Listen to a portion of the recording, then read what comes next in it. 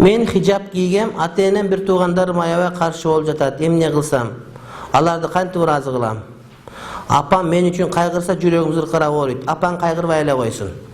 Oşon üçün üy aytpay, yüzde kargış diygenmi dep. Jolukka karşı olsa kargış özüle gelbeybi. Üyüңөрgө dua ettiğin oşo jolukka karşı bolgon üçün. İlabay ele koysun. Kaysar apan bar eken.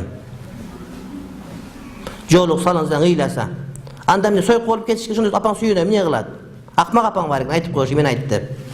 Kızı joluk salınsa ıylagan ayalı birinci görüp otam men. Tova. Ata-enem hijabыңды çeş deyiveret.